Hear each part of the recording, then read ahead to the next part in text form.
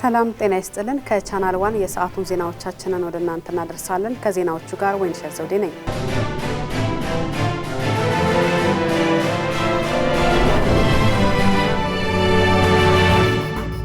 የኢትዮጵያ ብሔራዊ ምርጫ ቦርድ የፊታችን ሰኞ ግንቦት 24 ቀን 2018 ዓ.ም ዜጎች ድምጽ ከመስጠት ውጪ ከፍተኛ እንቅስቃሴ የሚፈልጉ ሁነቶችና እቅዶችን እንዳይዙ አሳሰበ። በእለቱ መንግስታዊና መንግስታዊ ያልሆኑ ተቋማት ስራ ዝግ እንደሚሆንም አስታውቋል። የኢትዮጵያ ብሔራዊ ምርጫ ቦርድ ሰኞ ግንቦት 24 ቀን 2018 ዓ.ም የሚካሄደውን የሰባተኛው ጠቅላላ ምርጫ የድምጽ አሰጣጥን በተመለከተ ማብራሪያ ሰጥቷል። ዜጎች እለቱን ለድምጽ መስጫ ብቻ መጠቀማቸው አስፈላጊ በመሆኑ የፌዴራልና የክልል መንግስታዊ ተቋማት ግንቦት 24 ቀን 2018 ዓ.ም ስራ ዝግ እንዲያደርጉ ጥሪ አቅርቧል። በፌዴራልና በክልሎች የሚገኙ ማንኛውም መንግስታዊ ያልሆኑና የግል ተቋማት በተመሳሳይ ግንቦት 24 ቀን 2018 ዓ.ም ዝግ እንዲያደርጉ ጥሪ አቅርበዋል። የአስቸኳይ ጊዜ አገልግሎት የሚሰጡ እንደ ሆስፒታል፣ ሆቴሎች፣ ሬስቶራንቶች፣ የትራንስፖርት አገልግሎት ተቋማት የመሳሰሉ የዕለት ተዕለት አገልግሎት ሰጪዎችም በዝግ ቀናት የሚያደርጉትን አገልግሎት በተመሳሳይ እንዲያከናውኑ የመተባበር ግዴታው እነዚህን ተቋማትን እንቅስቃሴ መዝጋት እንደማያስገድድ አሳውቋል። የትራንስፖርት አገልግሎት በተለመደው መንገድ የሚቀጥል ቢሆንም ዜጎች ድምጽ ከመስጠት ውጪ ከፍተኛ እንቅስቃሴን የሚፈልጉ ሁነቶችና እቅዶችን እንዳይዙና እንቅስቃሴያቸውን ድምጽ ለመስጠት ብቻ እንዲያደርጉም አበረታቷል። የኢትዮጵያ መከላከያ ዩኒቨርሲቲ ለ350 ተማሪዎች ነጻ የጤና ምርመራ አገልግሎት ሰጠም። የኢትዮጵያ መከላከያ ዩኒቨርሲቲ በቢሾፍቱ ከተማ ቀነኒሳ ቅድመ መደበኛና አንደኛ ደረጃ ሞዴል ትምህርት ቤት ለሚማሩ 350 ተማሪዎች የአንጀት ተህዋሲያን ምርመራና የጤና አገልግሎት በነጻ አቅርቧል። በዩኒቨርሲቲው የጤና ሳይንስ ኮሌጅ የሕክምና ላቦራቶሪ ቴክኖሎጂ ሁለተኛ ዓመት ተማሪዎችና የጤና ባለሙያዎች በተባበሩበት መርሃ ግብር ከተመረመሩት ህጻናት መካከል 21ዱ በተለያዩ የአንጀት ተህዋሲያን አይነቶች መያዛቸው ተረጋግጧል። የዩኒቨርሲቲው ፕሬዝዳንት ብርጋዴር ጄኔራል ከበደ ረጋሳ በወቅቱ ህጻናቱን በመጎብኘት የጤና ባለሙያዎችንና ተማሪዎችን በማበረታታት ዩኒቨርሲቲው የነገው ትውልድ በጤና በአእምሮና በአካል ብቃት ተጠናክሮ እንዲያድግ ቀጣይነት ያለው ተሳትፎ እያደረገ ነው ብለዋል። የጤና ሳይንስ የኮሌጅ ዳይሬክተር ኮሎኔል በላቸው ካሳይ በበኩላቸው ዩኒቨርሲቲው ማህበረሰቡን ማገልገል እንደ ተቋማዊ ኃላፊነት በመውሰድ በጤና ዘርፍ የተለያዩ የድጋፍ ፕሮግራሞችን እያከናወነ መሆኑን አስታውቋል። የተባበሩት መንግስታት የአካባቢ ጥበቃ ፕሮግራም ዩኤንኢፒና ዓለም አቀፍ የአካባቢ ጥበቃ ፈንድ ጂኢኤፍ በኢትዮጵያ የ9.8 ሚሊዮን ዶላር የአየር ንብረት መቋቋም አቅም ግንባታ ፕሮጀክት ይፋ አደረጉ። ለዝርዝሩ ማህሌት ደመላሽ። ኢትዮጵያ የአየር ንብረት ለውጥ የሚያስከትለውን ተጽዕኖ ለመቋቋም የሚያስችላትን አዲስ የ9.8 ሚሊዮን የአሜሪካን ዶላር ፕሮጀክት በይፋ የጀመረች ሲሆን ይህ ፕሮጀክት በዓለም አቀፍ የአካባቢ ጥበቃ ፈንድ የሚደገፍና በተባበሩት መንግስታት የአካባቢ ጥበቃ ፕሮግራም አስተባባሪነት የሚተገበር መሆኑ ተጠቁሟል። የዚህ ንቅናቄ ዋና ዓላማም በሀገሪቱ በስፋት እየተተገበረ የሚገኘውን የአረንጓዴ አሻራ መርሃ ግብር መልካም ተሞክሮችን ይበልጥ በማስፋፋት የአነስተኛ አራሽ አርሶ አደሮችንና ተጋላጭ ማህበረሰቦችን የረጅም ጊዜ የአየር ንብረት ተጽዕኖዎችን መቋቋም በከፍተኛ ደረጃ ማሳደግ ነው ተብሏል። የተባበሩት መንግስታት የአካባቢ ጥበቃ ፕሮግራም ተወካይ ማርጋሬት ኡዱክና የኢትዮጵያ ደን ልማት ዋና ዳይሬክተር ከበደ ያማነ እንደገለጹት ይህ ፕሮጀክት ከዛፍ ተከላ ተግባር ባለፈ ስነ ምህዳሩን ዘላቂ በሆነ መንገድ መልሶ ማቋቋም፣ የውሃ ተፋሰሶችን በአግባቡ መጠበቅ፣ አረንጓዴ የስራ እድሎችን በስፋት መፍጠርና የህዝቡን የምግብ ዋስትና ማረጋገጥ በልዩ ትኩረት ይሰራል። ይህ ተግባር በአሁኑ ወቅት የሀገሪቱን አጠቃላይ የሀገር ውስጥ ምርት ከ1 እስከ 4 በመቶ እየቀነሰ የሚገኘውንና ተገቢው እርምጃ ካልተወሰደ እንደ አውሮፓውያን አቆጣጠር በ2045 እስከ 10 በመቶ ሊያደርስ የሚችለውን አስከፊ የአየር ንብረት ተጽዕኖ ለመግታትና ኢኮኖሚውን ለመታደግ በእጅጉ ይረዳል። ይህ በኦሮሚያ በአማራና በማዕከላዊ ኢትዮጵያ ክልሎች በሚገኙ 6 ወረዳዎች ላይ የሚተገበረው የተቀናጀ ፕሮጀክት በርካታ ዋና ዋና ግቦችን ያሳካል ተብሎ የሚጠበቅ ሲሆን ከነዚህም መካከል 18000 ሄክታር የተራቆተ መሬትን መልሶ ማልማት፣ 42000 ሄክታር የተፈጥሮ ደንን በዘላቂነት ማስተዳደር እንዲሁም በ7200 ሄክታር መሬት ላይ የአየር ንብረት ለውጥን የሚቋቋም የደን ልማትና የግብርና ደን ስራዎችን በስፋት ማከናወን ይገኙበታል። ከዚህ በተጨማሪም ለ3000 ወገኖች የአየር ንብረት ለውጥን መቋቋም የሚችሉ አዳዲስ የኑሮ ማሻሻያ ዘዴዎችንና የገበያ ትስስርን ከመፍጠር ባለፈ አርሶ አደሩ ውጤታማ የግብርና እቅዶችን ማውጣት እንዲችል የአየር ንብረት መረጃ አገልግሎትን በአግባቡ ተደራሽ ያደርጋል። የባለ ድርሻ አካላትን ተቋማዊ አቅምም ያጠናክራል ተብሎ ይጠበቃል። ፓልም ሪል ስቴት በገርጂ አካባቢ የገነባውን ባለ 21 ወለል የንግድ ሱቅና የመኖሪያ ቤት በዛሬው ዕለት ለተጠቃሚዎች አስረከበ። እስከ 4ኛ ወለል ድረስ የተለያዩ የንግድ ሱቆችና ጂምናዚየም የተገነባ ሲሆን ለ54 ተጠቃሚዎችም ቁልፍ ሰጥቷል። በቀጣይም የመኖሪያ ቤቶች ቁልፍ ርክክብ እንደሚደረግ ተገልጿል። ዝርዝሩ የሪፖርተራችን ጸጋኔ ተሰማ ነው። ፓልም ሪል ስቴት ከዚህ ጋር ለሁለተኛ ጊዜ ሲሆን ለደንበኞች ያስረከበው ይህ ባለ 21 ወለል አፓርታማ ለሰራተኛና ላውንደሪ የራሱ የሆነ ክፍል ያለው እንዲሁም 3 ቤዝመንት ፓርኪንግ እንዳለው ተገልጿል። በተጨማሪም ኃይል በሚቋረጥበት ወቅት የሚያገለግል ለሁሉም ተጠቃሚዎች የሚደርስ ጄኔሬተር እንደተገጠመለት ኢንጂነር አዱኛ መሐመድ የፓልም ሪል ስቴት ምክትል ዋና ስራ አስኪያጅ ገልጸዋል። ፓልም ሪል ስቴት ሲመሰረት በጥራትና በታማኝነት መልካም ስም እንገነባለን የሚል ጽሩ መርህን በማንገብ ዛሬ ከተገነቡ የንግድ ሱቆች ውስጥ 126 ቦታዎችና ለርክክብ ዝግጁ የሆኑ 132 የመኖሪያ ቤቶች ግንባታ ብቻ ሳይሆን የደንበኞቻችን እምነት የነገ ተስፋ ጭምር በመሆኑ የዚህ ትጋታችንና ለቃላችን መታመኛ የሚሆን ፕሮጀክት ምረቃ ላይ ስለተገኛችሁ ከልብ እናመሰግናለን። ብዙ ፕሮጀክቶች ላይ ትልቅ ችግር የሚሆነው የመብራት አቅርቦት ማግኘት ነው፣ የፓወር አቅርቦት ማግኘት ነው።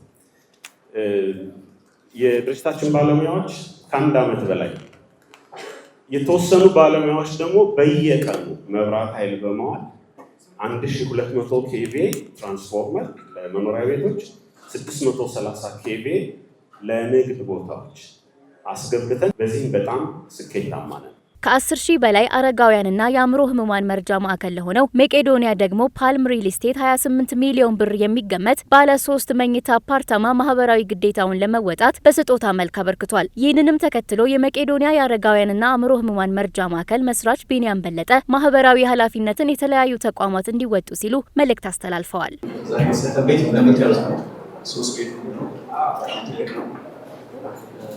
እኛም ጠይቀናቸዋል። መጀመሪያ ስና በጣም የሚገርም ነው። ምንም ነገር ሳናቅ ተጠርተን ነው 3 ቤቱን ካላቸው ቤቱ ሰፊው ጊዜ እኛም ደግሞ ስራ ታቀርብላቸው የአረጋን ወረዳት ደግሞ ያገዛቸው እና ሁላችሁ ማግዙ ወጣችሁ ሁሉ ዛሬ ለተደረገልን ድጋፍ እጅግ በጣም እናመሰግናለን። በጣም ትልቅ ስጦታ ነው። ለብዙ ሰዎች አርአያ የሚሆንና ሌሎቻችሁም እንግዲህ አርአያነት ተከትላችሁ የምትችሉትን እንድታግዙ አረጋን ስሙት ያስተላልፋለሁ።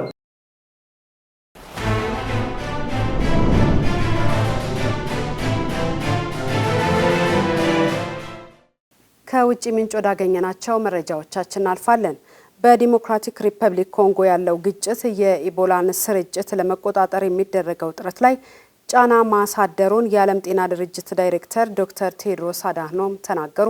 በሀገሪቱ ግጭትና አደገኛ በሽታ መደራረባቸውን የተናገሩት ዶክተር ቴዎድሮስ በኢቱሪ ግዛት በሽታውን የመከላከል እንቅስቃሴ መስተጓጎሉን አክለዋል። ኃላፊው በማህበራዊ ትስስር ገጻቸው ኤክስ ባወጡት መግለጫም የዓለም ጤና ድርጅት ቦምብ እየዘነበ የማህበረሰቡን እምነት ማግኘት ወይም ታማሚዎችን መለየት አይችልም ብለዋል። ዶክተር ቴዎድሮስ ቫይረሱን በቁጥጥር ስር የመዋል ጥረቱን ለመምራት ኮንጎ ይገኛሉ። በኢቦላ የሞቱ ሰዎች ቁጥር 220 ደርሷል። የሀገሪቱ መንገዶች አመቺ ባለመሆናቸው የእርዳታ ሰራተኞች ከቦታ ቦታ ተንቀሳቅሰው ለመስራት ተቸግረዋል። ግጭትና መፈናቀልም የጤና ስርዓቱን አናግቷል። በተጨማሪም ዓለም አቀፍ እርዳታ ተቋርጧል። ከፍተኛ ቁጥር ያላቸው ሰዎች በቫይረሱ የተያዙባት ኢቱሪ ግዛት ከአውሮፓውያኑ 2021 አንስቶ በወታደራዊ አስተዳደር ስር ናት። አሜሪካ ለኢቦላ ቫይረስ ተጋላጭ ናቸው በሚል የሚጠረጠሩ ዜጎቿን ከሀገሯ ውጪ በሚገኙ ልዩ የጤና ቁጥጥር ማዕከላት እንዲቆዩ የሚያስችል አማራጭ እየፈለገች ነው ተባለ። ኬንያን እንደ ዋና የመቀበያ ማዕከል ልትጠቀምባት እንደምትችልም መረጃዎች አመላክተዋል። ሄሮዳን ንጉሴ ተጨማሪ ይዛበታለች። በዲሞክራቲክ ሪፐብሊክ ኮንጎ የተቀሰቀሰውና ለሌሎችም የአፍሪካ ሀገራት ከፍተኛ ስጋት የሆነው የኢቦላ ቫይረስ በአሜሪካም በተመሳሳይ ስጋቱን መጨመሩን ሲኤንኤን ዘግቧል። የአሜሪካ የውጭ ጉዳይ ሚኒስትር ማርኮ ሩቢዮ በቫይረሱ የተጠረጠሩ ዜጎችን ከሀገሪቱ ውጪ በሚገኙ ልዩ የጤና ቁጥጥር ማዕከላት እንዲቆዩ የሚያስችል አማራጭ እየተፈለገ እንደሆነና ኬንያ ቀዳሚው አማራጭ ሀገር ሆና እንደቀረበች አስታውቀዋል። ኬንያ በምስራቅ አፍሪካ የጤና አገልግሎት ማዕከል ነች መባሏ የተሻለ የአየር ትራንስፖርት ግንኙነት መኖር፣ ዓለም አቀፍ የጤና ተቋማት የሚገኙባት መሆኑ የምርመራ ላብራቶሪዎች የተሻለ መሆንና በወረርሽኝ መቆጣጠር ላይ የቅድመ ልምድ አላት የሚሉ ነጥቦች በአሜሪካ ተመራጭ እንዳደረጋትም ጠቁመዋል። ነገር ግን ይህ አሜሪካ እቅድ በበርካታ የጤና ባለሙያዎችና የሲቪል ማህበራት ዘንድ ከፍተኛ ትችት ቀርቦበታል። የአፍሪካ ሀገራት የበሽታ መቀበያ ማዕከል ናቸው እንዴ ሲሉ በጤና ዘርፍ ውስጥ የሚገኙ ባለሙያዎች ቅሬታቸውን ሲያቀርቡ የአፍሪካ በሽታ መከላከልና መቆጣጠር ማዕከል በበኩሉ የጤና ችግርን ወደ አፍሪካ ማዘዋወር ትክክለኛ መፍትሄ አይደለም ሲል ሀሳቡን አውግዟል። የአሜሪካ ጦር በኢራን ስትራቴጂካዊ የወደብ ከተማ ባንደር አባስ የሚገኝ ወታደራዊ ስፍራን ኢላማ ያደረጉ የአየር ጥቃቶችን መፈጸሙን አስታወቀም። የአሜሪካ ኃይሎች በሆርሙዝ ወሽመጥ ዙሪያ ስጋት ደቅነው የነበሩ 4 የኢራን ድሮኖችን መተው እንደጣሉ የአሜሪካ ማዕከላዊ እዝ ገልጿል። ለዝርዝሩ አማሩ ገብሩ። እንደ አሜሪካ ማዕከላዊ እዝ ገለጻ ባንደር አባስ ውስጥ የሚገኘው ወታደራዊ ስፍራ ጥቃት የተፈጸመበት 5ኛው ድሮን ለመተኮስ ሲዘጋጅ ነው። የኢራን መገናኛ ብዙሃን ከከተማው በስተ ምስራቅ አቅጣጫ የፍንዳታ ድምጾች መስማታቸውን ዘግበዋል። ጥቃቱ የተፈጸመው በአሜሪካና ኢራን መካከል የተደረሰው ጠንካራ ያልሆነ የተኩስ አቁም ተግባራዊ ሆኖ ባለበት ወቅት ነው። በሆርሙዝ ወሽመጥ ለሚደረግ የመርከብ ጉዞ መቆም እንዲሁም የዓለም አቀፍ የነዳጅ ዋጋ መናር ምክንያት የሆነውን ይህንን የ3 ወር የሞላው ጦርነት ለማቆም የሚደረጉ ረጅም ድርድሮች እስካሁን መፍትሄ አላስገኙም። አሜሪካ ራሷን ለመከላከል እንደሆነ በመግለጽ ኢራን ውስጥ ባሉ ኢላማዎች ላይ ጥቃት ስትፈጽም ይህ በ3 ቀናት ውስጥ ለሁለተኛ ጊዜ ነው። አዳዲስ ጥቃቶች መድረሳቸው በተኩስ አቁም ስምምነቱ ላይ አደጋ እንዲያንዣብብ አድርጓል። የአሜሪካ ማዕከላዊ እዝ የተወሰደውን ወታደራዊ እርምጃ የተመጠነ በግልጽ ራስን የመከላከል የሆነ እንዲሁም የተኩስ አቁም ስምምነቱን ለማስቀጠል ያለመ ሲል ገልጾታል። አሜሪካ ሰኞ ዕለት በደቡባዊ ኢራን በፈጸመችው ጥቃት የኢራንን የሚሳኤል ጣቢያዎችና በሆርሙዝ ወሽመጥ ላይ ፈንጂ ለማጥመድ የሞከሩ መርከቦች ኢላማ እንደተደረጉ ተገልጿል። ማዕከላዊ እዙ እነዚህ ጥቃቶች የተፈጸሙት ወታደሮቻችንን ከኢራን ኃይሎች ከሚመጡ ስጋቶች ለመጠበቅ ነው ብሏል። ጥቃቶቹን ትልቅ የተኩስ አቁም ጥሰት ስትል ያወገዘችው ኢራን የትኛውም ጠበኛ ድርጊት ምላሽ ሳይሰጠው እንደማያልፍ ዝታለች። የኢራን እስላማዊ አብዮታዊ ዘብ ማክሰኞ ዕለት የአሜሪካ ድሮንን መትቶ መጣሉን እንዲሁም ወደ ኢራን የአየር ክልል የገቡ ተዋጊ ጀትና ድሮኖች ላይ ተኩስ መክፈቱን ገልጿል። እነዚህ እርምጃዎች የተወሰዱት መቼ እንደነበር ግን አልተጠቀሰም። ፕሬዝዳንት ዶናልድ ትራምፕ በበኩላቸው ትናንት በተካሄደ የካቢኔት ስብሰባ ላይ ኢራን በንዴት እየተደራደረች ነው ሲሉ ተደምጠዋል። አክለውም በመጪው ህዳር የሚካሄደው የአጋማሽ ጊዜ የስልጣን ዘመን ምርጫ የጦርነት ስትራቴጂያቸው ላይ ተጽዕኖ እንደሚያሳድር ተናግረዋል። የአሜሪካው ፕሬዝዳንት ዶናልድ ትራምፕ ከኢራን ጋር እየተደረገ ያለው ድርድር እስካሁን አልተሳካም አሉ። ድርድሩ ገና ደስተኛ አላደረገንም ያሉት ትራምፕ ነገር ግን ደስተኛ እንሆናለን ብለዋል። ለዝርዝሩ ሄሮዳይን ንጉሴ። ትራምፕ በአስተዳደራቸው ካሉ ባለስልጣናት ጋር ባደረጉት የካቢኔ ውይይት መሆን ያለበት በዚህ መንገድ ነው፣ አለበለዚያ ግን እንጨርሰዋለን ሲሉ ተደምጠዋል። የኢራን ባለስልጣናት ድርድሩን እያካሄዱ ያሉት ደካማ ሆነው ነው ብለዋል። ምን እንደሚሆን እናያለን፣ ተመልሰን ስራውን መጨረስ ይኖርብን ይሆናል ሲሉም አክለዋል። የኢራን መሪዎች ስምምነት ላይ ለመድረስ ይፈልጋሉ ሲሉም ትራምፕ ተናግረዋል። የአሜሪካው የውጭ ጉዳይ ሚኒስትር ማርኮ ሩቢዮ በበኩላቸው ስምምነት ላይ መድረስ እንደሚፈልጉ ገልጸው ካልተሳካ ግን ፕሬዝዳንቱ አማራጭ አላቸው ብለዋል። በሌላ በኩል ኢራን ከአሜሪካ ጋር በምታደርገው ድርድር የመጀመሪያ ደረጃ ላይ የሚገኝ ይፋዊ ያልሆነ የመግባቢያ ሰነድ ማዕቀፍ ረቂቅ እንደደረሳት የሀገሪቱ መገናኛ ብዙሃን ቢዘግቡም ዋይት ሀውስ ግን ይህንን ፍጹም ፈጠራ ሲል አስተባብሏል። የዋይት ሀውስ ቃል አቀባይ ኦሊቪያ ዊልስ ፕሬዝዳንት ትራምፕ እንደተናገሩት ድርድሩ እየተሻሻለ ነው፣ ቀይ መስመሮቻቸውን በግልጽ አስምረዋል ብለዋል። የኢራን መገናኛ ብዙሃን እንደዘገቡት ከሆነ ቴሄራን በአንድ ወር ውስጥ በሆርሙዝ ወሽመጥ ውስጥ ያለውን የጉዞ መጠን ከጦርነቱ አስቀድሞ ወደነበረው ትመልሳለች። በምላሹ አሜሪካ ወታደሮቿን ከኢራን ዙሪያ ታስወጣለች። በባህር ኃይሉ ላይ የጣለችውን ማዕቀብም ታነሳለች። የመርከቦች ጉዞ ማስተዳደሪያ መንገድ የሚወሰነው በኢራንና ኦማን እንደሆነ ተገልጿል። ነገር ግን ፕሬዝዳንት ትራምፕ ለአሜሪካ ሕዝብ የሚጠቅምና ኢራን መቼም ቢሆን ኒውክሌር መሳሪያ እንዳይኖራት የሚያግድ ስምምነት ብቻ ነው የሚቀበሉት ብለዋል። የኢራን የብሔራዊ ደህንነት ጠቅላይ ምክር ቤት የውጭ ጉዳይና የዓለም አቀፍ ደህንነት ምክትል ዳይሬክተር አሊ ባግሪ ቴህራን ከዋሽንግተን ጋር እያደረገችው ባለው ድርድር የዩራኒየም ጉዳይ በአጀንዳነት እንዳልቀረበ ተናገሩ። በሆርሙዝ ወሽመጥ በኩል የሚያልፉ መርከቦችን በማስተዳደር ረገድ ኢራንና ኦማን ሚና እንዲኖራቸው እየተደራደሩ መሆኑን አረጋግጠዋል። ሁሉም ነጥቦች ላይ ካልተስማማን በስተቀር ስምምነት ላይ ደርሰናል ብለን አናምንም ሲሉም አክለዋል። ባለስልጣኑ ይህንን ያሉት በሩሲያ ዋና ከተማ ሞስኮ ውስጥ እየተካሄደ ባለው 14ኛው ከፍተኛ የደህንነት ባለስልጣናት ስብሰባ በተጓዳኝ ለተነሳላቸው ጥያቄ በሰጡት ምላሽ ነው። የአሜሪካው ፕሬዝዳንት ዶናልድ ትራምፕ ግን ቀደም ሲል የዳበረው የኢራን ዩራኒየም ክምችት በሚደርሰው ስምምነት ወደ አሜሪካ ተወስዶ ወይም በሌላ ስፍራ ላይ እንዲወድም እንደሚደረግ ተናግረው ነበር። የተኩስ አቁም ከተደረገ በኋላ ለወራት ያለ መቋጫ እየተካሄደ ያለው የኢራንና የአሜሪካ ድርድር ወደ ስምምነት መቃረቡን የአሜሪካ ባለስልጣናት ባለፉት ቀናት ሲናገሩ ቆይተዋል። የኢራን የኒውክሌር ፕሮግራም ዋነኛ መነጋገሪያ ቢሆንም ኢራን የድርድሩ ቀይ መስመር መሆኑን በተደጋጋሚ ስትገልጽ ነበር። ፕሬዝዳንት ትራምፕ ግን ኢራን በኒውክሌር ፕሮግራሟ ላይ የቀረበላትን ሀሳብ የማትቀበል ከሆነ ሌላ ዙር ከባድ ጥቃት እንደሚጠብቃት እያስጠነቀቁ ነው። ናሳ ወደፊት በጨረቃ ለሚገነባው ቋሚ የምርምር ማዕከል የሚያገለግሉ ሮቦቶችንና መሳሪያዎቹን ይፋ አደረገ። መሳሪያዎቹን ለመገንባት ከተመረጡት ኩባንያዎች መካከል የአማዞኑ መስራች ጄፍ ቤዞስ የህዋ ኩባንያ ብሉ ኦሪጅን አንዱ ነው። ለዝርዝሩ አማሩ ገብሩ። የአሜሪካ ህዋ ተመራማሪዎች ፕሬዝዳንት ዶናልድ ትራምፕ እንደ አውሮፓውያን አቆጣጠር በ2029 ከስልጣን ከመነሳታቸው በፊት ወደ ጨረቃ ዳግም መመለስ ይፈልጋሉ። ነገር ግን ናሳ ወደ ጨረቃ ለመመለስ ከቻይና ጋር ፍክክር እያደረገ በመሆኑ ከፍተኛ ጫና ውስጥ መሆኑ ተገልጿል። ቻይና እንደ አውሮፓውያን አቆጣጠር በ2030 ጠፈርተኞቿን ጨረቃ ላይ ለማሳረፍ አቅዳ እየሰራች ነው። ሰኞ ዕለት ቻይና ሼንዙ 23 የተባለ መንኮራኮር ወደ ቲያንጎንግ የህዋ ጣቢያ ጠፈርተኞችን ይዞ የተጓዘ መንኮራኮርን ይፋ አድርጋለች። በመጋቢት ወር ናሳ እንደ አውሮፓውያን አቆጣጠር በ2032 በጨረቃ ደቡባዊ ንፍቀ ክበብ በኒውክለርና የፀሐይ ኃይል የሚታገዝ ቋሚ ሰፈር ለመገንባት የ20 ቢሊዮን ብር ፕሮግራም ይፋ አድርጎ ነበር። የናሳ አስተዳዳሪ ጀሬድ አይዛክማን ማክሰኞ ዕለት የእቅዱን ይፋ መሆን አስመልክተው ሲናገሩ አሜሪካ ጨረቃ ላይ ዳግም ተስፋ አትቆርጥም ብለዋል። ሰፈሩ አሜሪካ ሳይንሳዊ ሙከራዎችን በተለይ ደግሞ ጠቃሚ የማዕድናት ሀብቶችን ፍለጋ የምታካሄድ ሲሆን እንዲሁም ወደ ማርስ የሚደረገውን ጉዞ የበለጠ ቀላል ያደርገዋል ተብሏል። ነገር ግን በርካታ ባለሙያዎች የናሳ የጊዜ ሰሌዳን ከእውነታው ጋር ይጣረሳል ሲሉ ተችተዋል። በሚያዝያ ወር ከፍሎሪዳ የተነሳው መንኮራኮር ለ24 ሰዓታት በምህዋር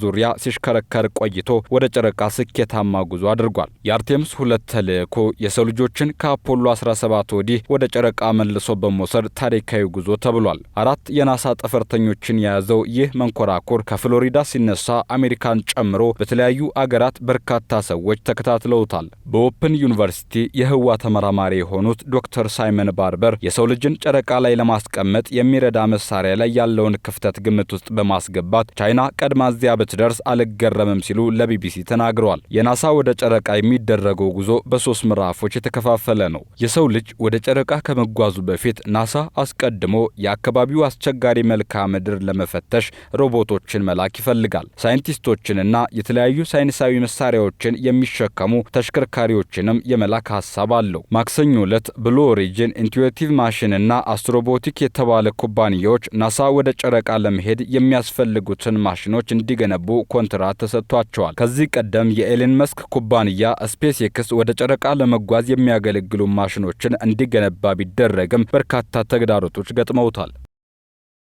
በላኦስ ለሳምንታት በጎርፍ ምክንያት በዋሻ ውስጥ ተቀብረው ከቆዩ 7 የወርቅ አውጪዎች መካከል 5ቱ በህይወት ተገኝተዋል። 2ቱን የማፈላለግ ስራም ቀጥሏል። በላኦስ በወርቅ ፍለጋ ስራ ላይ የነበሩ ሰራተኞች ድንገት በገጠማቸው ከባድ ዝናብ ምክንያት ወርቅ ለማፈላለግ የገቡበት ዋሻ በጭቃ ናዳ ተዘግቶባቸው ቆይቷል። ክስተቱ በተፈጠረበት ቅጽበት ተአምር በሚመስል መልኩም ከዋሻው አምልጦ በነፍስ የተረፈ አንድ ማዕድን አውጪ ጓደኞቹ በዋሻው መቀበራቸውን መረጃ ከሰጠ በኋላ የነፍስ አድን ርብርቡ መጀመሩን ሮይተርስ አስታውቋል። ዋሻው እጅግ ጠባብና በጭቃ የተሞላ መሆኑ ብሎም የላይኛው የዋሻ ክፍል ላይ ያጋጠመው የመውደቅ አደጋ የነፍስ አድን ስራውን በእጅጉ ፈታኝ አድርጎት እንደነበር ዘገባው ጠቅሷል። የነፍስ አድን ቡድኑ ከሳምንት በኋላ 5ቱን ሰዎች በዋሻ ውስጥ በህይወት ሲያገኙ በሚያሳየውና በማህበራዊ ትስስር ገጾች በተለቀቀው ተንቀሳቃሽ ምስል አታልቅሱ ደርሰንላቸዋል እያሉ ሲያጽናኗቸው ታይቷል። ይህ ዘገባ እስከወጣበት ሰዓት ድረስ 2 የማዕድን አውጪዎች አለመገኘታቸውን የዘጋርዲያን ዘገባ ያመላክታል። ከትላልቅ የዓለማችን ፕሬዝዳንቶችና ከግዙፍ ካምፓኒ ኃላፊዎች ጋር ሲወያይ የቦርድ ስብሰባዎችን ሲያካሂዱ ሁሉ ኤለን መስክ ልጁን ከጎኑ አይለየውም። ኤለን መስክ ባለበት ልጁ ሊሌክስ አለ። ሰሞኑን ከፕሬዝዳንት ትራምፕ ጋር ኤለን መስክና ልጁ የቻይና ጉብኝታቸው የተለያዩ የሚዲያ ተቋማት የኤለን መስክ ልጅ የያዘውን ቦርሳ መነጋገሪያ አድርገውት ነበር። ይህንንም አስመልክቶ አናውል ተስፋ ተከታዩን ዘገባ አጠናቅሯል። መሪዎች ስለ ዓለም ኢኮኖሚ ወይም መሰል ጉዳዮች ላይ ለመምከር ስብሰባ ከተቀመጡና ኤለን መስክ ከተገኘ በስብሰባው በእርግጠኝነት አንድ ሕፃን አብሯቸው ይኖራል። ኤለን መስክ ልጁን በጣም ሕፃን እያለ ጀምሮ ይዞት የሚዞረው እንዲሁ ለማሳየት ብቻ አይደለም። መስክ ለልጁ የሚሰጠውን ትምህርት በተግባር የታገዘ እንዲሆን ይፈልጋል። የቢዝነስ ድርድሮች እንዴት እንደሚደረጉና ትልልቅ ውሳኔዎችም እንዴት እንደሚተላለፉ ገና ከልጅነቱ ጀምሮ እንዲያይና እንዲለማመድ ካለው ፍላጎት የተነሳ እንደሆነ ይነገራል እና ከአሜሪካ ዋይት ሀውስ እስከ ቤጂንግ ቤተ መንግስት ድረስ የትም ሆነ የትም ከአባቱ ጋር አብሮ የሚሄደው ይህ የመስክ ልጅ ሊሌክስ የአሜሪካው ፕሬዝዳንት ትራምፕ በቻይና አድርገውት በነበረው ጉብኝት በቤጂንግ በተደረገው ከፍተኛ የዲፕሎማቶችና የቢዝነስ መሪዎች ስብሰባ ላይ ኤለን መስክ እንደተለመደው የ6 ዓመት ልጁን ይዞት ነበር የተገኘው። አስገራሚው ጉዳይ በዚህ ስብሰባ ወቅት ከፍተኛ የቢዝነስ ሰዎችና ዲፕሎማቶች ካደረጉት ስብሰባ ይልቅ መነጋገሪያ የነበረው በስፍራው ከአባቱ ጋር የተገኘው የኤለን መስክ ልጅ የያዘው ቦርሳ ጉዳይ ነበር። ሊሌክስ ይህንን በጓንዥ ግዛት በሚገኝ የዕደ ጥበብ ማምረቻ በእጅ የተሰራ ቦርሳ ይዞ ከታየ በኋላ የቦርሳው ዋጋ ከቀናት በፊት ከነበረው መሸጫ እጅግ ከመወደዱም በላይ የተመረተው ቦርሳ በኦንላይን ገበያ ተሽጦ አልቋል። የኤለን መስክ ልጅ ቦርሳውን ይዞ ከመታየቱ በፊት በአካባቢው ባሉ ሰዎች ዘንድ ብቻ ይታወቅ የነበረው ይህ አነስተኛ የቦርሳ ማምረቻ ከዚህ ያልታሰበ አጋጣሚ በኋላ በቻይና የፋሽን ኢንዱስትሪ ውስጥ ትልቅ እውቅና ያተረፈ ሲሆን ትላልቅ ካምፓኒዎችም ምርቱን በብዛት ለመግዛት ጥያቄ አቅርበዋል። ይህንንም ቦርሳ ለመስራት አንዱን ብቻ ከ6 እስከ 7 ቀን ይፈጃል ተብሏል። ዳንስ ልክ እንደ ሌሎች አካል ብቃት እንቅስቃሴዎች ሁሉ ክብደት ለመቀነስ፣ ለጥንካሬ፣ ሚዛን ለመጠበቅ፣ የመንቀሳቀስና የመተጣጠፍ ችሎታን ለማዳበርና የአእምሮ ጤናን ለማሻሻል እንደሚረዳ ባለሙያዎች ይገልጻሉ። ለዚህ ዝርዝር ዘገባ ሄሮዳይት ንጉሴ። እድሜ እየገፋ ሄደ ማለት ከዳንስ ለመራቅ ምክንያት ነው ማለት አይደለም። እንዲያውም በአሜሪካ የተደረጉ ጥናቶች እንደሚያሳዩት በዜማ ታጅበው የሚደረጉ ውዝዋዜዎች ለአረጋውያን የአካልና የአእምሮ ጤና ጥቅም እንዳላቸው አመላክተዋል ሲሉ ከአሶሺየትድ ፕሬስ ጋር ቆይታ ያደረጉ ባለሙያዎች አብራርተዋል። ዳንስ የሰውነት ጡንቻን ለማጠንከር፣ የሰውነት ሚዛንን ለመጠበቅና የመውደቅ አደጋን ለመቀነስ እንደሚረዳ ባለሙያዎች ያስረዳሉ። በተጨማሪም የልብ ጤናን በማጠንከር የሰውነት እንቅስቃሴን እንደሚያሳድግ እንዲሁም ለአእምሮ ንቃትም ስላለው ሚና በባለሙያዎች ተነግሯል። በዜማ የታጀቡ እንቅስቃሴዎችን መማርና ማስታወስ የአእምሮ ስራን እንደሚያነቃቃና የመርሳት ችግርን ሊቀንስ እንደሚችል ይነገራል። እንደ አሶሺየትድ ፕሬስ መረጃ ዳንስ ከእርጅና ጋር ተያይዘው የሚመጡ ህመሞችን ለመቀነስ እንደሚረዳም ተገልጿል። በአሜሪካ አሪዞና ግዛት የሚገኘው ሮዲዮ ሲቲ ሬኬትስ የተባለው የአረጋውያን የዳንስ ቡድን ይህንን በተግባር እያሳየ ነው። የ87 ዓመቷ ካሮል ሮስ በምትመራው ቡድን ውስጥ ከ50 ዓመት በላይ እድሜ ያላቸው ሴቶች በየሳምንቱ በመለማመድ በተለያዩ ዝግጅቶች ይሳተፋሉ። ተሳታፊዎቹ እንቅስቃሴ ብቻ ሳይሆን ጓደኝነትንም እንደሚፈጥር ተናግረዋል። ብዙ አረጋውያን ብቸኝነትና ማህበራዊ መገለል እንደሚገጥማቸው ሲገለጽ፣ ውዝዋዜዎች ግን ሰዎች እርስ በርስ እንዲገናኙና የደስታ ስሜትን እንዲጋሩ እድል እንደሚፈጥሩ ተጠቁሟል። የጤና ባለሙያዎችም አረጋውያን ሐኪማቸውን አማክረው ማንኛውንም አይነት የዳንስ እንቅስቃሴዎችን በመጀመር ንቁ ህይወት እንዲኖራቸው መክረዋል። የቢዝነስ መረጃዎቻችንን ወደ እናንተ እናደርሳለን። የኢትዮጵያ ብሔራዊ ባንክ የ2018 በጀት ዓመት የመጨረሻ ሩብ ዓመት የውጭ ምንዛሬ ጨረታ መርሃ ግብርን ይፋ ያደረገ ሲሆን ለዚሁ ተግባር 200 ሚሊዮን የአሜሪካ ዶላር መመደቡን አስታውቋል። የተመደበው በጀት በሙሉ በሰኔ ወር 2018 ዓ.ም ውስጥ ጥቅም ላይ የሚውል መሆኑንም ባንኩ ገልጿል። ለዚህና ለሌሎች የቢዝነስ መረጃዎቻችን መሀሌት ደመላሽ። ባንኩ እንዳመለከተው የአዲስ የአቅርቦት ስትራቴጂ በበጀት ዓመቱ መጠናቀቂያ ላይ የውጭ ምንዛሬ ገበያውን ለማረጋጋት ታሳቢ ያደረገ ነው። ባለፈው ዓመት ህዳር ወር ይፋ ካደረገው 520 ሚሊዮን ዶላር አቅርቦት አንጻር በሶስተኛው ሩብ ዓመት የነበረው አሰራር በእያንዳንዱ ጨረታ 70 ሚሊዮን ዶላር በ6 ክፍለ ጊዜዎች መከፋፈሉ ይታወሳል። ይሁን እንጂ አሁን ባለው የሰኔው እቅድ መሰረት አጠቃላይ 200 ሚሊዮን ዶላር በሁለት ዋና ዋና ጨረታዎች ተከፋፍሎ ይቀርባል። ይህም በእያንዳንዱ የጨረታ መስኮት 100 ሚሊዮን ዶላር እንዲኖር ያደርጋል ተብሏል።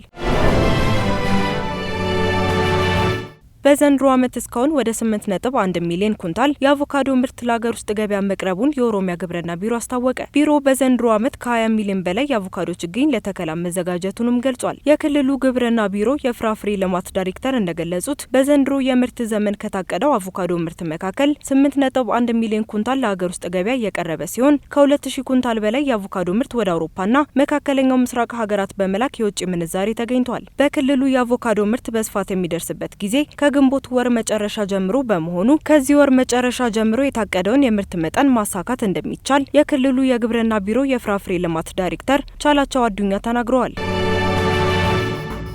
በዓለም ዙሪያ የሚገኙ ታዋቂ የመኪና አምራች ኩባንያዎች በቴክኖሎጂና በዋጋ ረገድ በከፍተኛ ፍጥነት እያደገ ከመጣው የቻይና የመኪና ገበያ ጋር ለመወዳደር እየተቸገሩ መሆኑ ተነገረ። በዓለም አቀፍ ደረጃ የሚታወቁት ግዙፍ የመኪና አምራች ኩባንያዎች ከቻይና የኤሌክትሪክ መኪና አምራቾች ጋር እያደረጉት ባለው ውድድር ከባድ ፈተና እየገጠማቸው ነው። የቻይና ኩባንያዎች እጅግ ዘመናዊ የሆኑ መኪኖችን በተመጣጣኝ ዋጋ ለገበያ ማቅረባቸው የአውሮፓና የአሜሪካ አምራቾችን ከገበያ ውጭ እያደረጋቸው ይገኛል። የዘርፉ ባለሙያዎች እንደሚሉት ቻይና ባትሪ ቴክኖሎጂና በአቅርቦት ሰንሰለት ላይ ያላት የበላይነት መኪናዎችን በዝቅተኛ ወጪና በከፍተኛ ፍጥነት ለማምረት አስችሏታል። ይህንን የቻይና ፈጣን መስፋፋት ለመግታት የአሜሪካና የአውሮፓ መንግስታት በቻይና መኪናዎች ላይ ከፍተኛ የጉምሩክ ቀረጥና ታሪፍ እየጣሉ ቢሆንም የዓለም የመኪና ኢንዱስትሪ ግን አሁንም በቻይና ከፍተኛ ተጽዕኖ ስር እየወደቀ መሆኑ ተነግሯል። መረጃው የቢቢሲ ነው።